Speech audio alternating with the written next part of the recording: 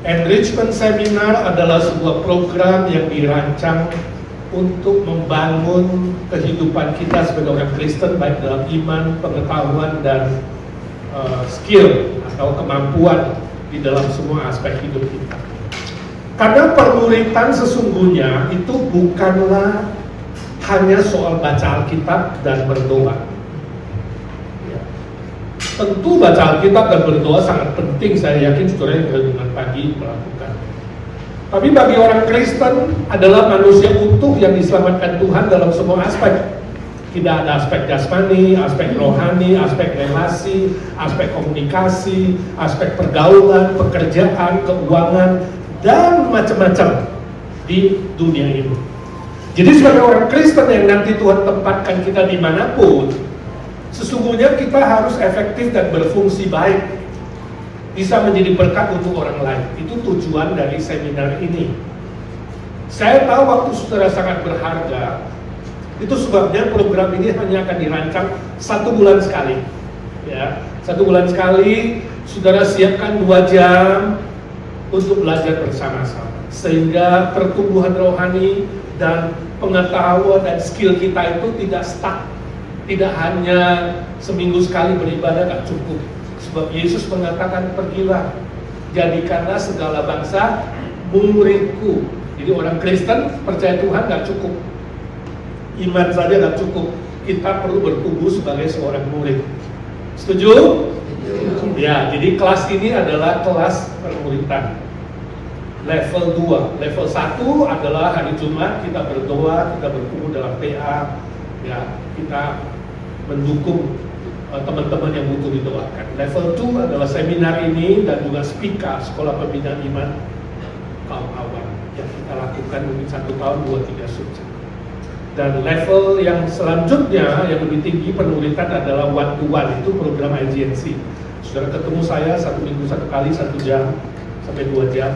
Saya akan melihat aspek mana yang saudara kurang bertumbuh, kemudian saya akan membantu sebisanya. Ya, Tuhan menempatkan saya sebagai gembala jemaat di sini. Saya bertugas, berkewajiban juga mengasihi saudara. Ingin melihat aspek saudara di mana.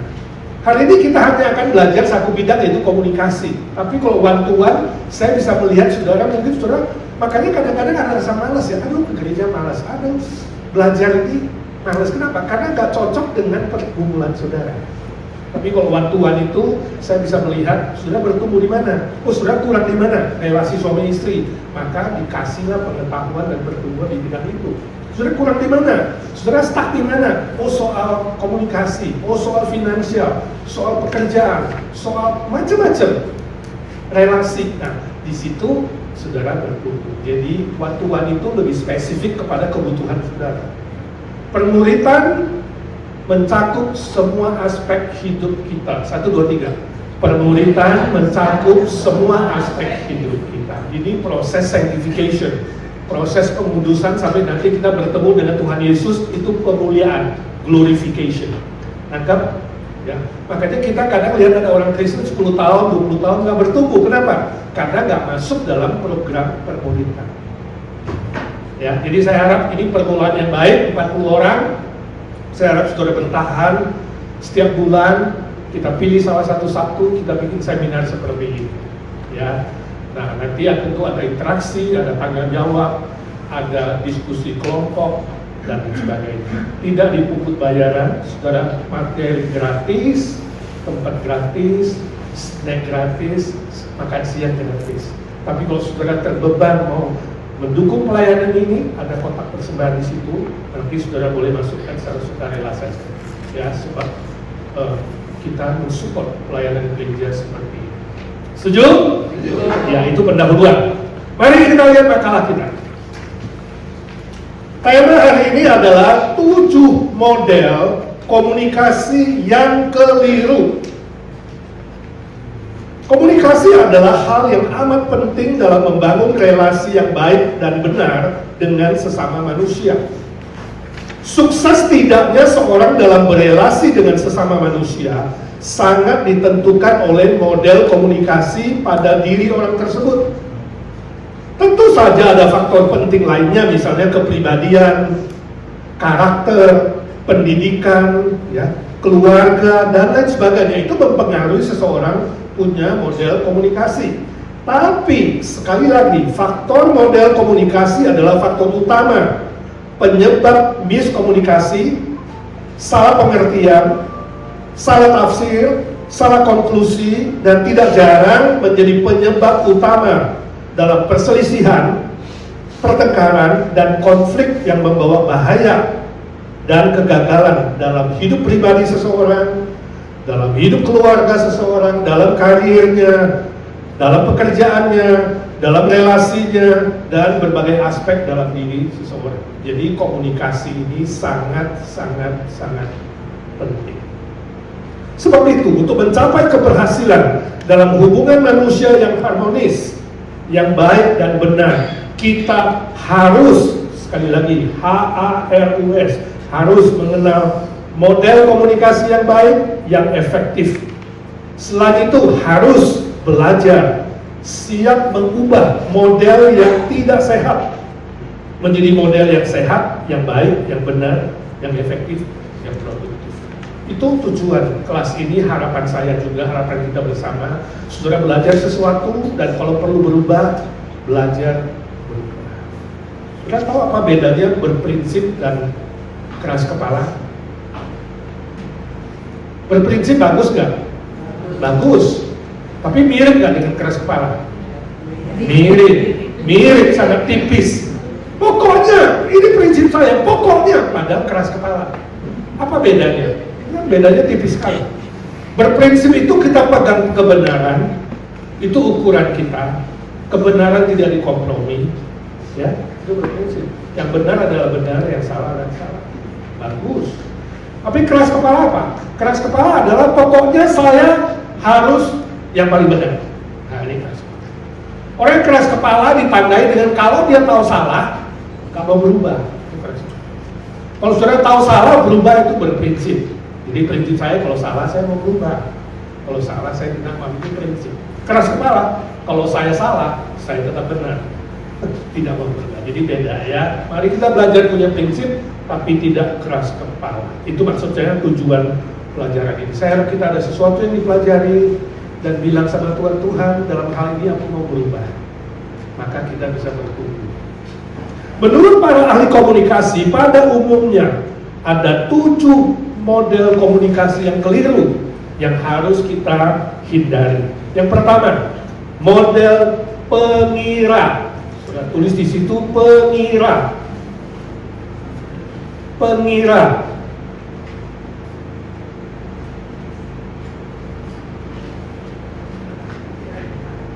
Pengira. Orang dengan model ini sering berkata, saya kira Anda sudah mengerti maksud saya. Jadi pengira itu selalu mulai dengan kira-kira. Ya kan? Saya kira Anda sudah tahu.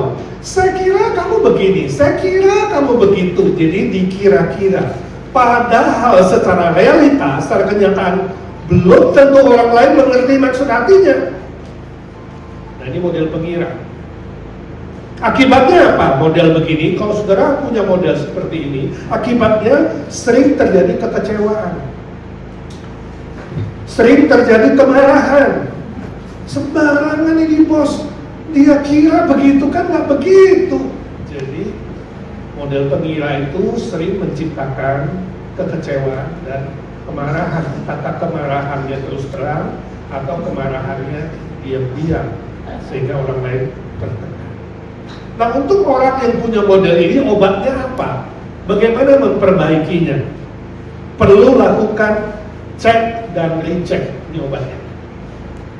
Cek dan recheck artinya periksa kembali. Apakah orang lain benar-benar sudah mengerti maksudnya? Jangan pakai kira-kira, ya, atau aku kira, atau sejenisnya. Aku rasa, ini mirip juga. Aku rasa dia begitu, aku rasa kamu begitu. Nah, itu namanya tafsir sendiri, kira-kira sendiri. Dan cek dan recheck. Jadi tanya lagi, apakah kamu sudah mengerti maksud saya? Ya kan? Begitu kan? Daripada aku kira kamu sudah mengerti. Jadi kita bertanya, cek dan dicek. Ya, tolong jelaskan apakah kamu sudah mengerti? Ya, saya sudah mengerti Pak. Coba jelaskan. Oh, maksud Bapak adalah A, B, C, D, E. Bagus, lakukan. Yes. Jadi namanya cek dan recheck, periksa kembali. Nah, jadi saudara pikir, saya modelnya begitu nggak ya? Tiap kali ngomong dengan suami atau istri seringkali berpapasan terus, misunderstanding. Kenapa? Karena dia kira begitu, saya kira begitu, sama-sama pengira. Jadi nggak pernah ketemu, karena nggak pernah cek dan recheck.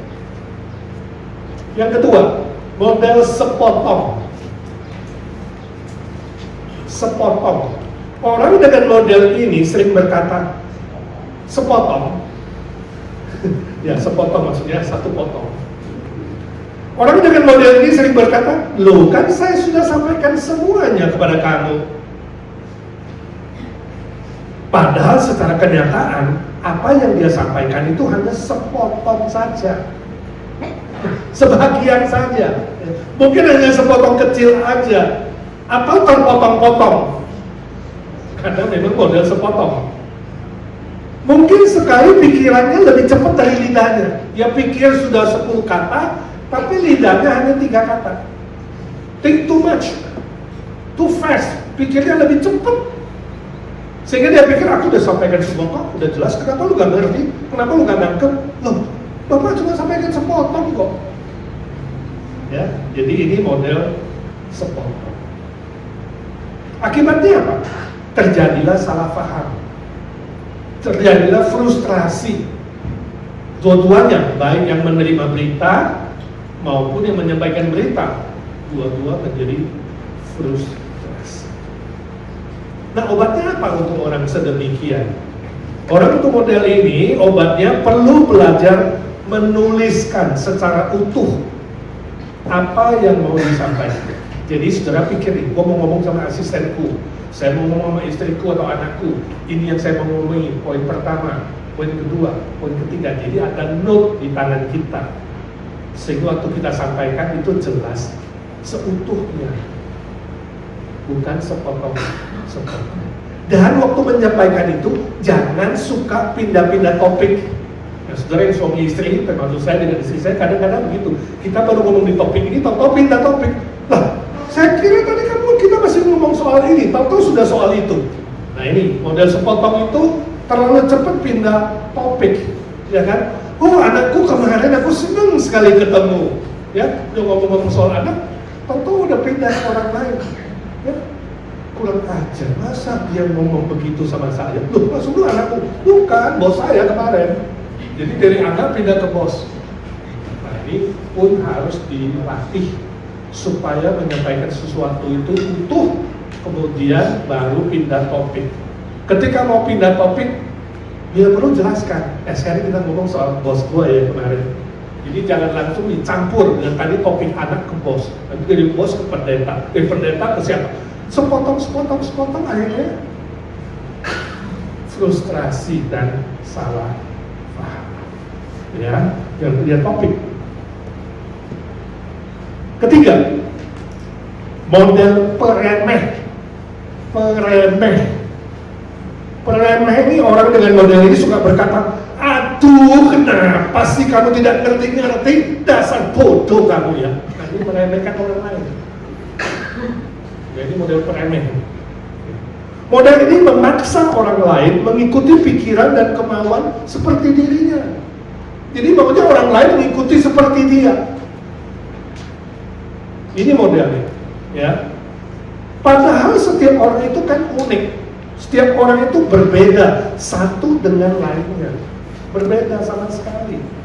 Orang dengan model peremeh suka marah dan cepat menghakimi orang lain.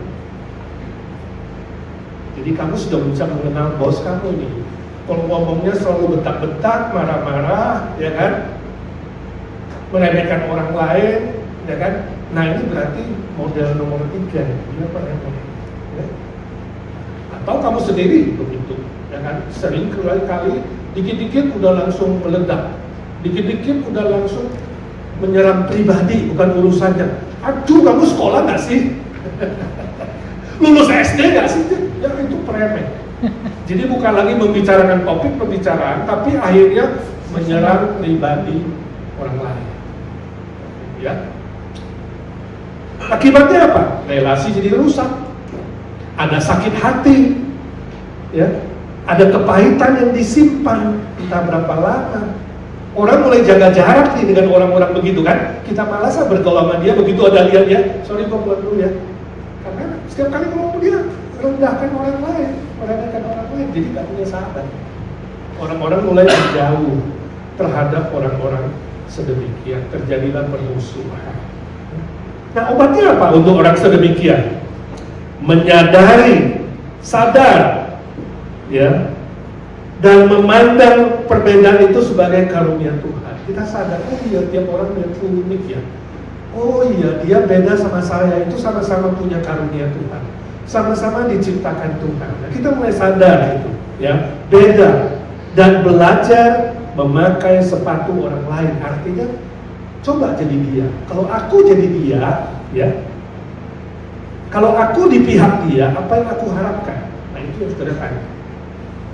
Kalau aku jadi dia, mau gak aku menerima perkataan seperti itu? Kalau aku jadi dia, mau gak aku menerima perlakuan seperti itu? Itu artinya belajar memakai sepatu orang lain. Ya, itu model yang ketiga.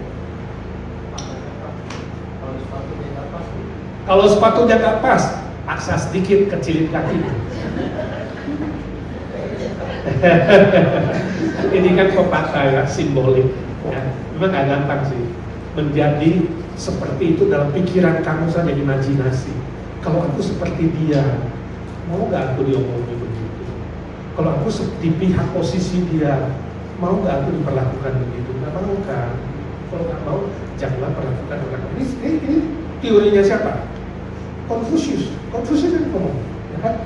Konghucu bilang, ya, kalau kamu gak mau disakiti, jangan sakiti orang lain. Jangan melakukan sesuatu yang tidak ingin kamu lakukan kepada dirimu sendiri. Nah, pakai negatif. Kalau Yesus pakai positif. Apa yang kamu ingin lakukan, orang lain lakukan padamu, kamu lakukan duluan pada orang lain. Jadi, lihat diri dulu. Saya mau gak diperlakukan begitu? Ya, kalau saya mau, kenapa saya nggak mulai perlakukan orang lain seperti itu? Kamu mau gak dihormati? Kalau saya mau dihormati, saya hormati orang lain dulu. Jadi Yesus memberikan konsep yang positif. Kalau kamu muncul negatif, jangan. Jadi lebih pasif, lebih apatis. Aku jangan. Aku gak mau nyakiti sebab aku pun gak mau. Jangan, tadi negatif. Itu aja sih. Tapi konsepnya sama. Belajar memakai sepatu. Itu maksudnya. Ya. Oke.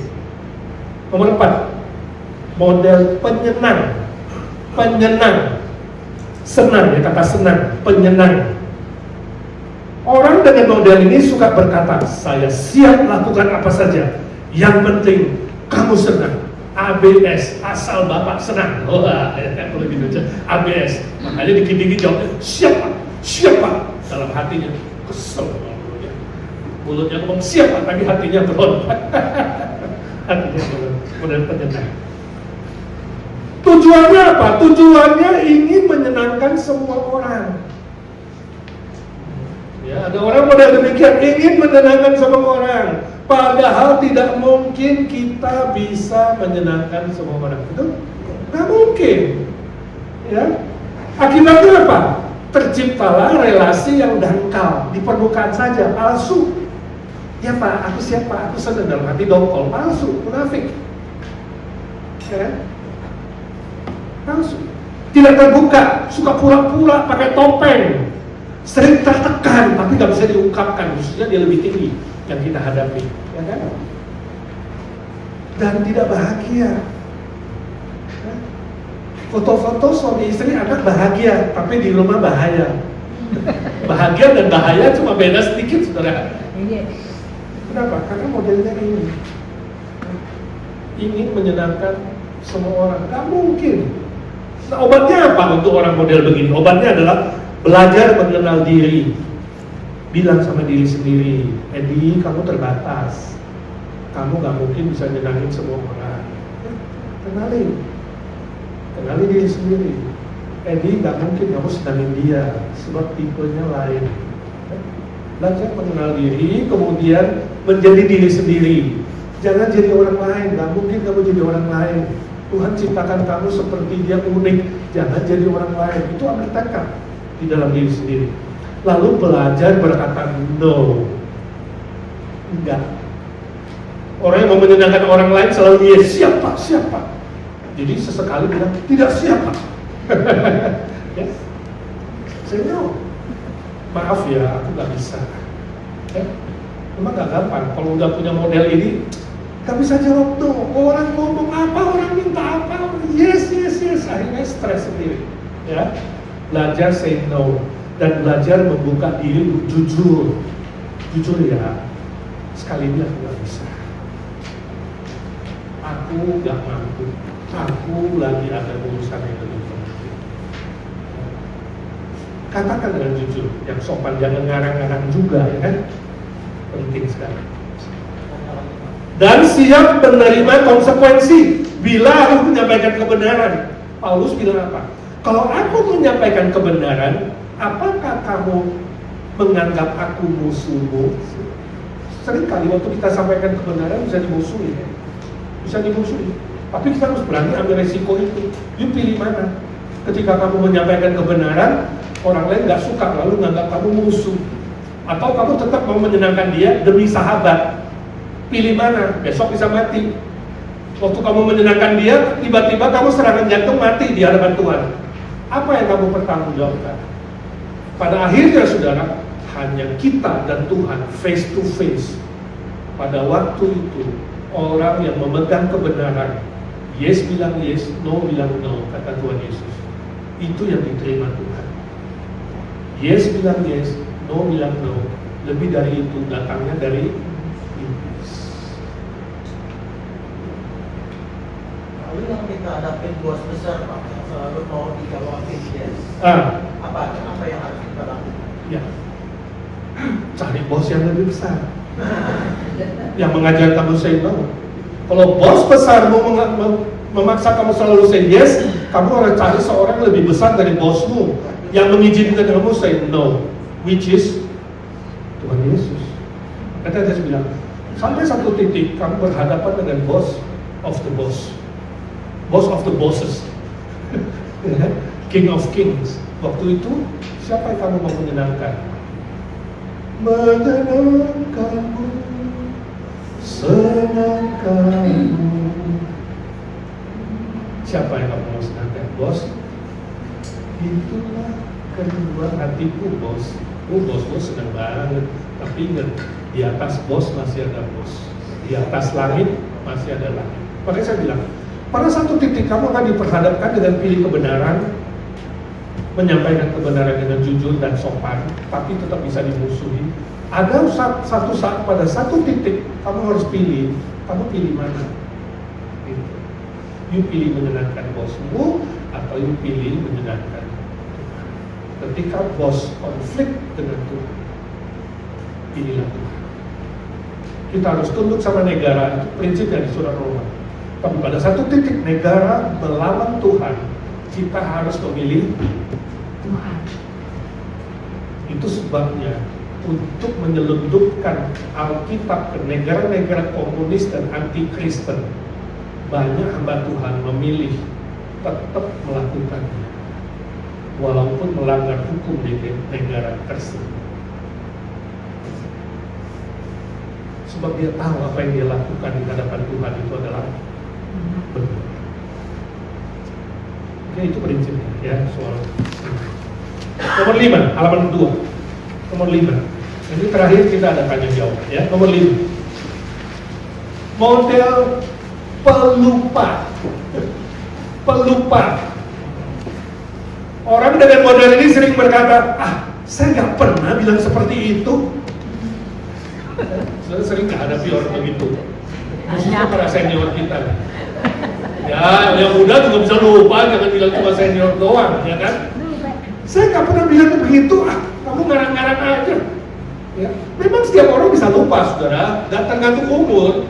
Ya, anak kita juga bisa lupa. Tapi orang model pelupa ini terlalu sering lupa, terlalu banyak lupa apa yang sudah dikatakannya. Ya. Akibatnya apa? orang kehilangan kepercayaan. Ngomong kok itu cuma omong-omong.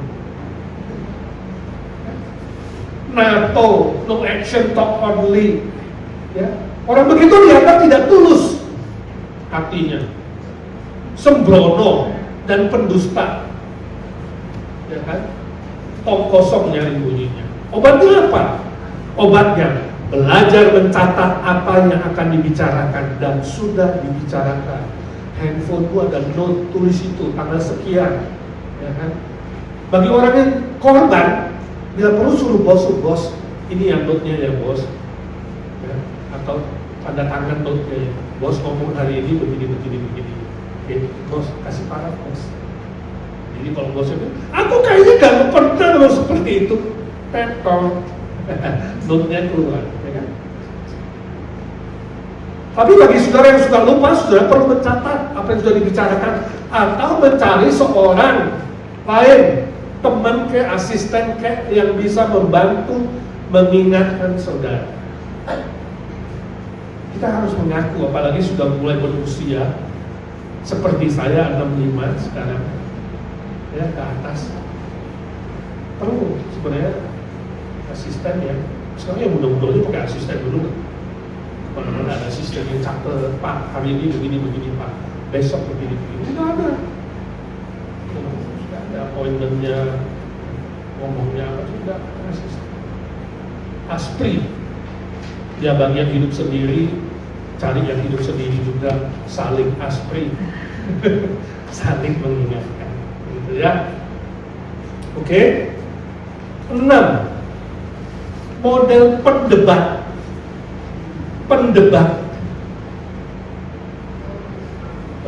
ya, suka berdebat. Orang dengan model ini suka berkata, kamu yakin?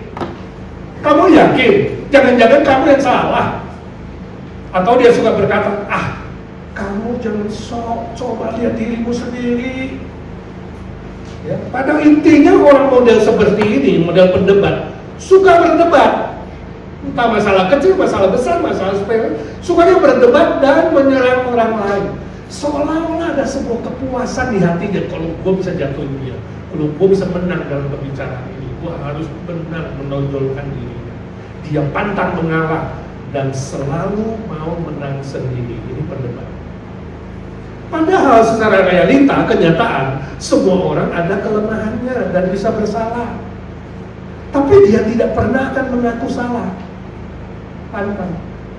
Akibatnya suasana jadi tegang, komunikasi jadi gak enak, stres, suka terjadi keributan, pembicaraan jadi jenuh, orang membiarkannya ngomong sendiri deh, lu mau menang sendiri deh, lu ngomong sendiri deh, satu-satu mulai pamit, ya kan? Orang model berdebat biasanya akan kehilangan teman. Sebab dia dianggap melarikan diri dari tanggung jawab pribadi. Jadi kalau selama ini sudah gak punya teman, suka sendirian, coba cek apakah model komunikasimu selama ini begini. Ya.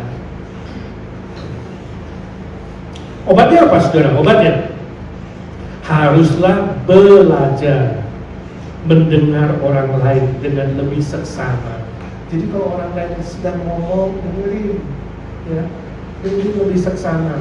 Lalu belajar mengoreksi diri. Ya, kelemahan saya apa ya? Orang lain ngomong begitu, benar gak ya saya dikoreksi? Jangan cepat-cepat marah kalau dikritik dikasih tahu. Ya, kalau dikritik dikasih tahu, kekurangannya saudara mikir, cuma ada 2 kemungkinan. Ya, kalau kritikannya benar, kita berubah tadi saya. Kalau kritikannya tidak benar, ingat kalimat Tuhan Yesus pertama di kayu salib, Bapa ampunilah dia sebab dia tidak tahu apa yang dia katakan. Karena pendebat ketemu peremeh, ingat, yang satu meremehkan orang lain, cepat menghakimi, yang satu pendebat. Ini 2 gak pernah ketemu sebenarnya, begitu ketemu perang dunia. Istrinya pendebat, suaminya peremeh, udah dah tiap hari dia perang. Ya, ini masing-masing harus memeriksa diri. Saya model apa nih? Saya harus berubah apa ini? Ya, lalu belajar rendah hati, mengaku salah dan minta maaf kalau sudah bersalah. Jadi gentleman, ya, penting sekali. Nomor 7 yang terakhir, model minder. Minder. Orangnya minder. Kamu minder kan?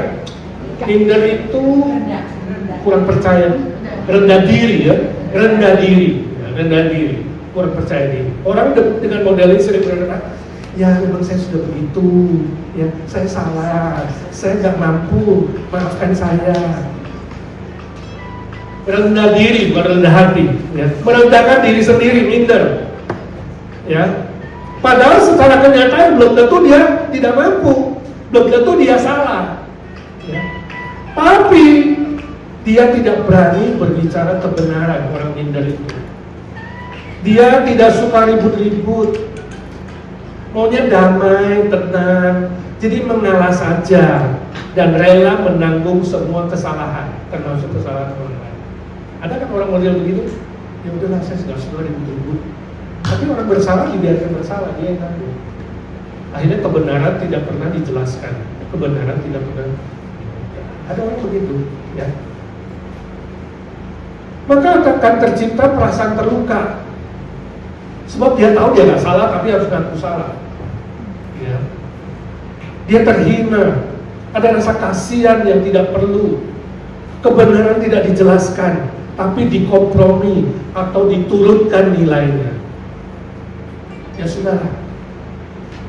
Kalau istrinya ke kebun binatang, kan pernah dulu siapa yang kasih saya dengar, ya. Iya, badak kemudian bilang gajah. Suaminya bilang, saya itu bukan gajah, itu badak. Itu gajah. Gimana kalau kamu dapat pasangan begitu? Kamu ribut terus, gajah badak cuma berdua, ya? Nah, orang yang minder, ya udahlah, ya betul saya, itu memang badak.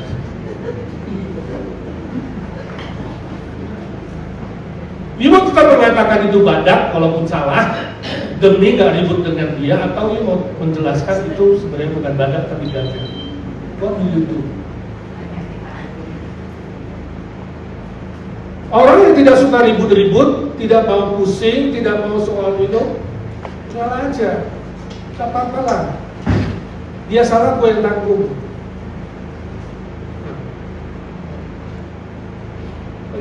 Saudara model apa? Kalau saudara model minder, tambah lagi satu yang model tadi mau menang sendiri, very dangerous, right? Kebenaran tidak pernah dijelaskan, justru akan ditekan, dikompromi demi tidak mau ribut. Ya. Nah, obatnya apa? Obatnya untuk orang model begini, orang model minder harus belajar mengenal diri. Sekali lagi, tahu diri sendiri, tahu di hadapan Tuhan itu kamu bagaimana. Ya. Kamu diciptakan unik, berharga. Gak usah minder. Menghargai diri. Pulang, habis mandi, lihat ke cermin, dari ujung rambut sampai ke ujung kaki. Lihat orang yang di cermin itu, ngomong sama dia.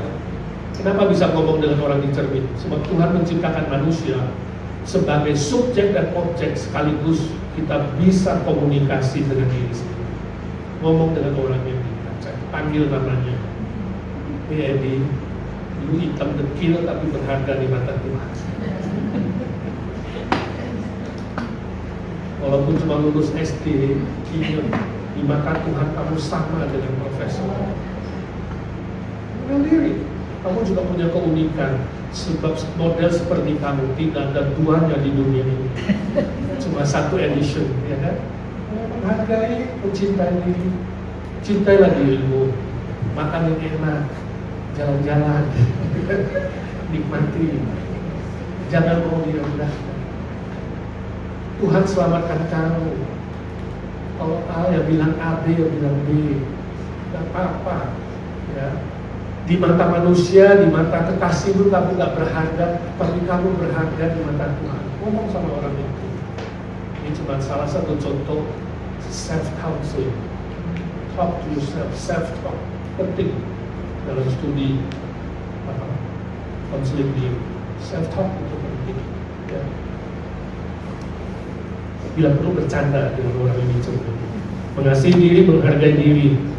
karunia yang sudah diberikan Tuhan, bilang sama orang, gak apa-apa.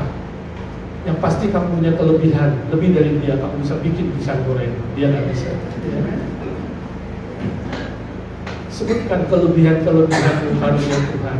Dia bisa nyanyi sambil mandi, dia gak mungkin tiap kali mandi dia kepleset, beda. Kidding. Jadi mulai saudara menemukan diri sendiri, menghargai diri, menerima diri, ya kan, mencintai diri, mengembangkan diri. Orang yang tidak bisa lakukan ini akan menolak diri, menghina diri, membuang diri. Akhirnya apa? Bunuh diri. Orang yang ujungnya bunuh diri dibisikkan iblis, dimulai dari sini. Tidak bisa menghargai diri, tidak bisa menemukan kelebihan diri sendiri. Dianggap dia sudah tidak ada guna di bumi ini. Selalu menjadi korban kesalahan orang lain, dia tanggung. Dan akhirnya dia mendengar solusi dari si iblis, bunuh diri, yang dia bunuh diri.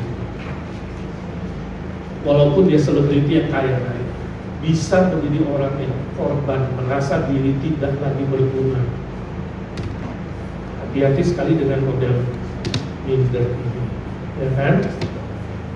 Selain itu, haruslah memiliki prinsip yang sesuai ajaran Alkitab. Kita punya prinsip sebagai ukuran kebenaran dalam tiap aspek hidup. Ukurannya firman, bukan kata dia, bukan kata si A, kata si B, kata si C. Ukurannya firman, kembali kepada firman. Boleh toleransi, ada perbedaan, tapi jangan kompromi. Beda nggak toleransi dan kompromi? Ini tipis lagi. Toleransi adalah kamu bisa menerima setiap orang berbeda dan tinggal dan bergaul dengan orang yang berbeda, termasuk berbeda agama. Kita boleh bergaul dengan siapa saja, tinggal bersama dia, makan bersama dia. Jadi teman kita, itu toleransi. Jadi tetangga, tinggal dalam satu rumah pun boleh berbeda. Tapi jangan kompromi, beda nggak? Toleransi, you menerima perbedaan. Kompromi artinya apa? You pegang kebenaran. Gak harus ikut dia, gak usah maksa dia ikut kamu, kita berbeda. Ya, toleransi. Kalau kompromi, kamu mulai mengkompromi, menurunkan derajat kebenaran Alkitab. Nangkep nggak bedanya? Kompromi. Orang Kristen boleh toleransi, harus toleransi, sehingga negara Kristen menerima semua agama, termasuk ateis, termasuk yang menyerang Alkitab. Oke. Ya kan? Kita bisa toleransi kok. Tapi kita nggak kompromi. A ya A. Tuhan menciptakan 2 jenis kelamin, hanya 2 jenis kelamin.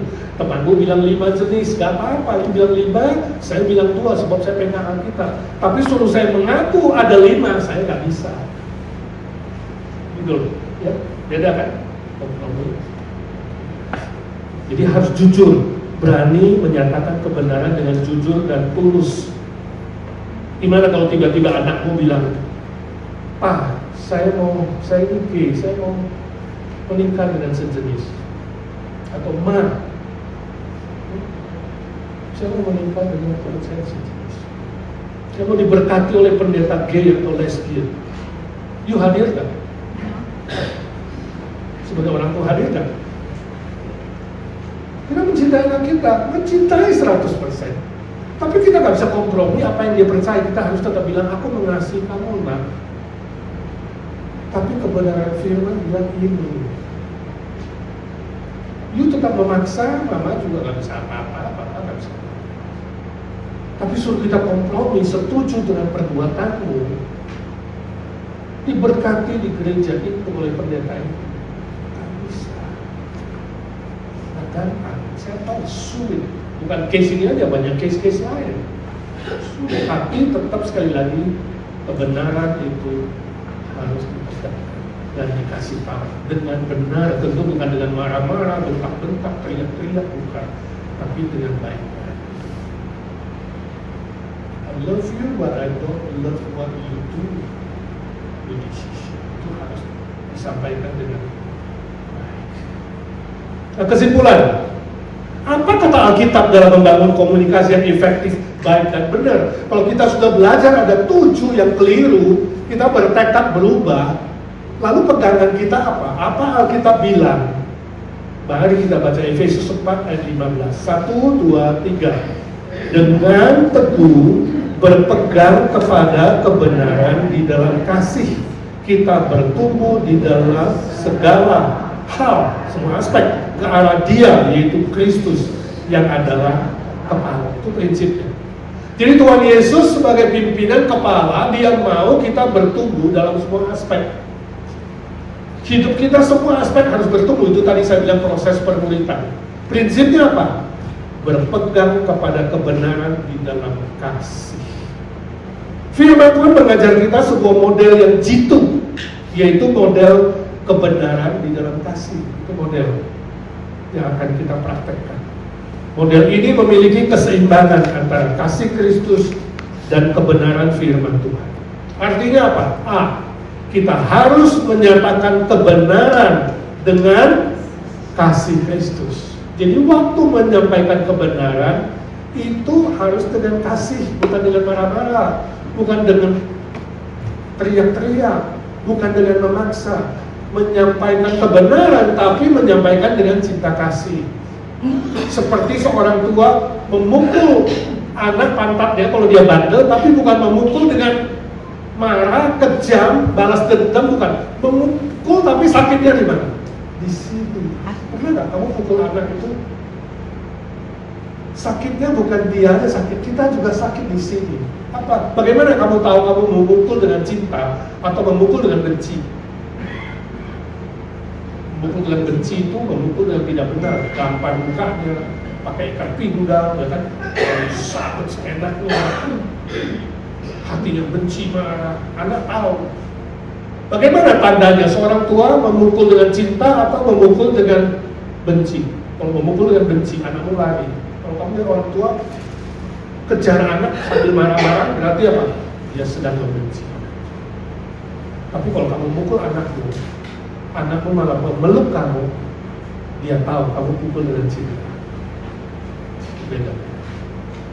Jadi kita bisa menjelaskan kebenaran dengan benci, dengan motif menjatuhkan dia, dengan motif dendam, atau kita bisa menyatakan kebenaran dengan rasa cinta kasih. Kita ingin dia berubah, kita ingin dia bertumbuh, kita ingin melihat kepada Kristus, maka kita menyatakan kebenaran itu dalam cinta. Itu prinsip pertama. Prinsip kedua adalah kita harus belajar mengasihi orang lain berdasarkan kebenaran firman Tuhan. Waktu mengasihi itu mengasihi dengan benar. Nah, ini balance ini penting. Balance yang tanpa kompromi ini perlu hikmat dari Tuhan, ya. Kebenaran tanpa kasih akibatnya adalah kejam. Kalau kamu menyampaikan kebenaran tapi gak ada cinta, itu kejam. Karena kamu dendam, kamu benci, kamu marah-marah, kamu ingin dia jatuh, gagal. Itu kejam. Ya, marah, sakit hati, kepahitan, kebencian, dendam, itu yang terjadi. Kalau kamu mengasihi tapi tanpa kebenaran, akibatnya adalah sesat, liar, rusak, sembarangan, dan menyesatkan. Kalau anakmu di sekolah tonjok murid lain, apa kamu bilang sama anakmu? Gak apa-apa anak, yang penting bukan kamu yang ditonjok. Kalau besar kamu jadi main tali sendiri. Makin merusak anak itu, karena kamu tidak menyatakan kebenaran. Kamu mengasihinya salah, gak berani mengatakan kebenaran. Itu contohnya, sehingga anak bisa jadi rusak. Ya. Kenapa seringkali, dan tentu gak semua, seringkali kakek dan nenek konflik dengan anak dan mantu dalam hubungan dengan cucu. Sebab papa mamanya itu sudah punya prinsip mendidik, kakek neneknya merusak. Mengasihinya apa? Salah. Terjadi. Hah? Kebalikannya gimana? Kamu punya prinsip didik cucumu, tapi orang tuanya yang memanjang. Kasih tahu anakmu yang gak benar. Kasih tahu kebenaran. Hah? Iya. Iya. Kan kamu ada waktu ngomong sama anak. Sudah lama lu mama gak jalan sama kamu. Besok siang kita lanjut. Untuk kapan kamu ada waktu? Jadi anak dan orang tua itu ada bonding. Mother son bonding, atau mother daughter bonding. Coba kalian berdua makan. Gak usah ada Martinus. Lalu di situ ungkapkan hati kamu. Ya, iya. Yang lain nggak dengar. Pakai ini kalau mau nanya. Sekarang diizinkan nanya. Kalau kita bilang anaknya belain bininya, bagaimana? Anaknya nggak mau dengar. Belain bininya. Cari waktu lagi. Back to the Bible. Iya, nggak bisa kompromi. Tetap juga bisa kompromi, tetap mengasihi tapi dengan benar. Memang mau begitu mengasihi kamu, Mak. Tuhan pun mengasihi. Kasih contoh-contoh apa akibatnya mengasihi tanpa kebenaran, apa akibatnya kebenaran tidak mengasihi. Ini balance. Ini prinsip firman. Karena firman kan dia nggak bisa nolak. Kalau anakmu percaya Tuhan juga, dia nggak bisa menolak di Efesus 4 dan 15 ini. Ya, kasih tahu. Dan gampang sih balance, tapi bisa dipelajari. Saya ingat waktu itu saya masih melayani di Mangga Besar, gereja Mangga Besar Jakarta. Kami kedatangan seorang pengkhotbah yang terkenal dari Taiwan. Dia seorang penatua yang dihabiskan sebagai gembala di situ. Gerejanya besar di Taiwan 3.000 jiwa. Jadi dia diundang pimpin kebaktian khusus di Jakarta. Dalam khotbahnya saya ingat dia kasih ilustrasi hubungan dia sama istrinya. Karena dia penatua, istrinya juga udah tua, sama-sama senior, anak-anaknya sudah nggak tinggal dengan mereka. Jadi mereka tinggal di sebuah apartemen hanya berdua. Suatu hari Sabtu, si penatua itu bilang, waktu dia mempersiapkan khotbah untuk besok hari Minggu, istrinya sedang masak dinner. Sore itu masak di dapur. Nah, istrinya waktu itu mau masak daging sapi dicap wortel, masak sama wortel. Jadi istrinya sudah nyalakan kompor, kuali di situ udah mulai panas, dia masukkan minyak, masukkan bawang putih, masukkan bawang, ya kan? Dia masukkan daging sapi, sudah mulai masukkan daging sapi. Gak lama kemudian dia mau masukkan wortel. Si nenek ini, istrinya ini sadar, wortelnya nggak ketemu loh, tapi wortel aku nggak ada. Jadi dia kecilin apinya. Dia teriak suaminya sedang self study di kamarnya, mempersiapkan khotbah untuk besok. Dia bilang, hei suamiku, tolong jaga daging sapiku. Aku mau turun ke bawah beli wortel sebentar. Ini komunikasinya. Suaminya mengatakan, oke. Istri cepet-cepet keluar apartemen, turun tangga, langsung beli wortel, gak lama, karena deket pasar, langsung kembali ke rumah. Waktu kembali ke rumah, dia kecium, ini ada yang kosong. Dia langsung lari ke dapur, lihat daging sapinya sudah berubah jadi sapi Afrika, hitam. Langsung dia matikan api, dia datang suaminya, dia marah-marah.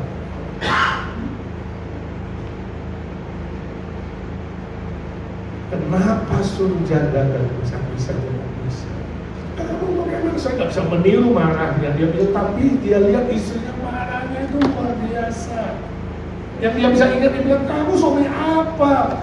Cuma tahu makan saja. Suruh jaga daging sapi, nggak bisa di sapiku udah sapi Afrika.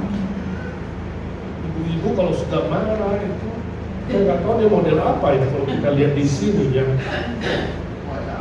Nah, peremeh, suami hanya tahu makan. Nah, kan ini udah meremehkan. Ya kan? Nggak bisa suruh bantu sebentar aja. Jadi tangannya sudah nunjuk-nunjuk, satunya taruh di pinggang kayak teko. Dia bilang istrinya kalau marah kayak teko. Makanya merah, urat-uratnya keluar, dia lihat seolah-olah rambutnya juga ikut cikrak, banyak lah. Maunya makan aja bagus semua, ngomel semua keluar. Nah suaminya dalam hati nggak bisa menerima dong. Masa suaminya tahu makan aja dalam hatinya beras sebenarnya. Ini gue yang cari duit, dia bilang gue hanya tahu makan.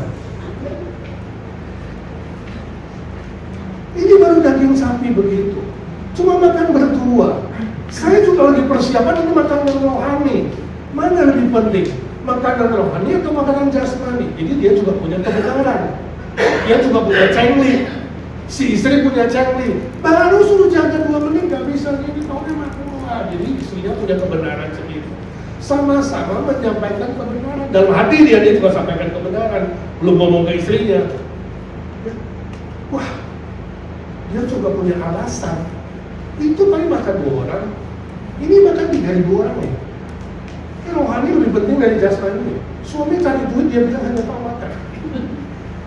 Tapi karena dia lihat istrinya udah model teko,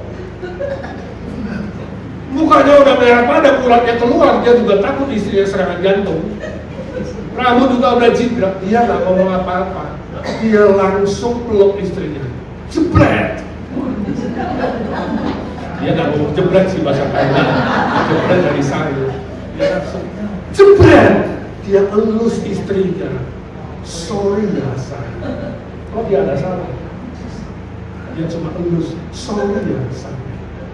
Cuma gitu aja. Langsung dia bilang, wajah istri saya berubah. Urat-urat yang keluar sudah masuk. Rambut yang jingkrak langsung turun. Tadi galak seperti singa, sekarang tiba-tiba manja. Kamu sih sudah jaga nggak bisa. Ya udah, aku masak lagi ya. Ke pasar sendiri. Nah ini yang saya mau jelaskan poinnya, balance antara kasih dan kebenaran. Ini perlu hikmat. Kapan saudara menyatakan kebenaran, kapan itu mengasihi. Kalau waktu itu sama-sama mau menyatakan kebenaran, sama-sama mau menang, sama-sama mau merasa benar, dia bilang malam itu kami pasti puasa. Istri saya pasti ngambek, gak mau masak. Saya juga naskahnya gak jadi, besok korban 3.000 orang. Dan malam itu pasti kami tidurnya punggung-punggungan. Biasa hadapan jadi sama-sama punggung, dan mungkin sama-sama berdoa. Dan sama-sama berdoanya itu sebenarnya marah di dalam doa. Saya marah dalam doa, Tuhan, suamiku salah, kurang ajar, suruh dia minta maaf Tuhan. Lalu suaminya juga bilang, Tuhan, gue mau persiapan korban, istriku gak mengerti, dia yang salah teriak-teriak, dia minta maaf dulu Tuhan. Jadi sebenarnya bukan berdoa, masih berantem. Sama-sama. Tapi hari itu suaminya mempraktekkan kasih dulu tanpa mengungkapkan kebenaran. Dia tahan kebenarannya. Tuhan kasih dia hikmat, dia mengasihi dulu. Maka dia bilang malam itu istriku masak ulang, lebih enak, lebih romantis. Sudah lama kami gak makan berdua dengan lilin, dengan musik. Mungkin habis makan mereka masih nostalgia waltz dulu. Dan malam itu 2 senior bergandengan tangan masuk ke kamar. Selanjutnya tafsir sendiri. Love and truth harus balance. Kebenaran dan kasih harus seimbang. Minta hikmat dari Tuhan. Kapan aku menyatakan kebenaran dan untuk menyatakannya dengan cinta? Kapan aku mengasihi, kemudian setelah adem baru menjelaskan kebenaran? Gak gampang, butuh hikmat dari Tuhan. Amin. Itu pegangan kita. Model kebenaran di dalam kasih. Oke, sekarang tanya jawab. Kalau ada pertanyaan, ya